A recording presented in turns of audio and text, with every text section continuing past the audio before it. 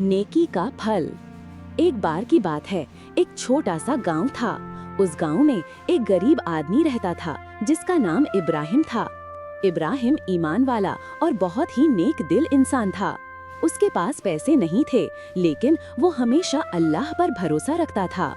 एक दिन इब्राहिम बहुत भूखा था। उसके पास खाने के लिए कुछ नहीं था। उसने अपने रब से दुआ की और फिर वो गांव के बाहर चलने लगा। चलते चलते उसने देखा कि जमीन पर एक बड़ा सा चमकता हुआ मोती पड़ा है। वो मोती इतना खूबसूरत था कि उसकी चमक आंखों को चौंधिया रही थी।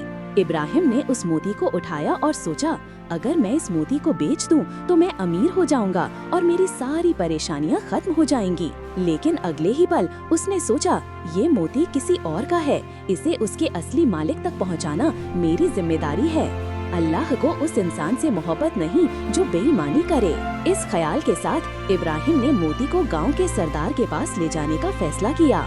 सरदार ने इब्राहिम की ईमानदारी पर हैरानी जाहिर की। उसने इब्राहिम से पूछा, क्या तुम्हें इस मोती को रखने का ख्याल नहीं आया? इब्राहिम ने जवाब दिया, अगर मैं इस मोती को रख लेता तो अल्लाह के सामने शर्मिंदा होता।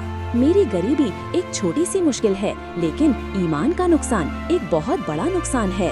सरदार इब्राहिम की बातों से बहुत मुतासिर हुआ। उसने बताया कि वो मोती उसके लिए बहुत कीमती है और उसे 2 साल से ढूंढ रहा था।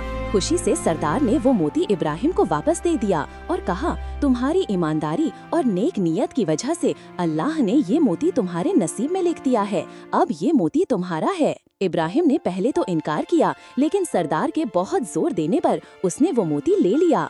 इब्राहिम ने उस मोती को बेचा और उससे मिले पैसों से उसने अपने लिए एक छोटा सा घर खरीदा और बाकियों की मदद की।